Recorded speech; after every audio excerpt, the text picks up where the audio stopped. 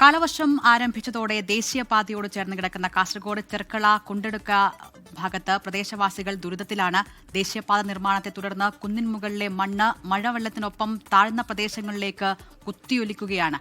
ചെളിയിൽ റോഡും തോടും ഉൾപ്പെടെ മൂടിയ അവസ്ഥയിൽ കാൽനട യാത്ര പോലും പ്രതിസന്ധിയിലാണ്.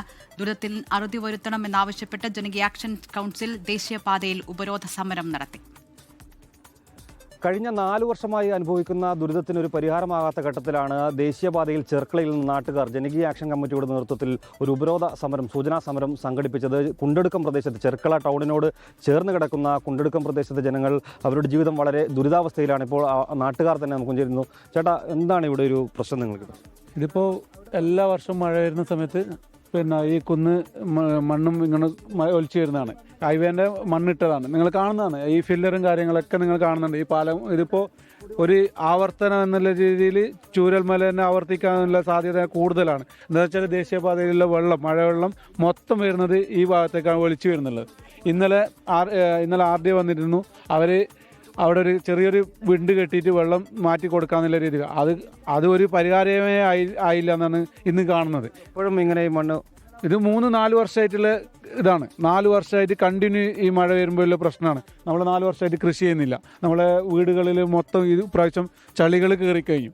നമ്മൾ വയസ്സായവരെ കൊണ്ട് രാത്രി എന്തെങ്കിലും വയ്യായിക ആയി കഴിഞ്ഞാൽ ഹോസ്പിറ്റൽ വരെ എത്തിക്കാൻ വളരെ പ്രയാസമാണ്. ഇപ്പോൾ കാണും, നിങ്ങളിന്ന് കാണും, ചളി കെട്ടിയിട്ടുണ്ട് റോഡിൽ മൊത്തം. ഇപ്പോൾ ഇവിടെ കുടിവെള്ളത്തിൻ്റെ ഒരു കിണറുണ്ട്. ആ കിണറിൽ വെള്ളം പോയി കഴിഞ്ഞാൽ നമുക്ക് കുടിക്കാനുള്ള ദയനീയമാണ് ഇവിടുത്തെ അവസ്ഥ. ഈ പ്രതിസന്ധി മറികടക്കുന്ന പറഞ്ഞാൽ ഈ പാലാണ് മെയിൻ നമുക്ക് പ്രോബ്ലം വന്നത്. കാരണം പറഞ്ഞാൽ അതിൻ്റെ ആ പാലെന്ന് പറഞ്ഞാൽ അറ്റത്തെ കൂടി പോകേണ്ട സംഭവമാണ്. പക്ഷേ ഈ പാലത്തിൻ്റെ ഒരു ആവശ്യമില്ല.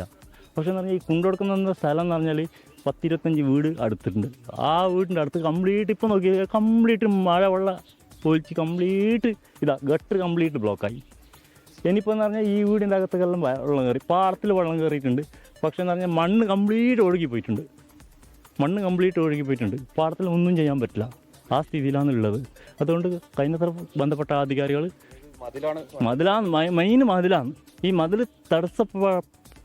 മതിലാണ് വേണ്ടത്. ആ മതിലിട്ടിട്ട് ഇനി വെള്ളം പോകുന്ന ഒരു ചാൽ ഉണ്ടാക്കിയിട്ട് ഒരു തോടുണ്ടാക്കിയിട്ട് തരണമെന്നാണ് എല്ലാവരോടും. ഇപ്പൊ ഈ കഴിഞ്ഞ വർഷം ഈ കെട്ടിടിഞ്ഞ് ഇത് കെട്ടിങ്ങനെ ഇവർ കോരിയിടുന്നതാണ്. JCB വന്ന് ഇന്ന് കോരിയിടും. ഇന്ന് കോരിയിട്ട് ഇത് വീണ്ടും മഴ വരുമ്പോൾ ഇത് വീണ്ടും അത്.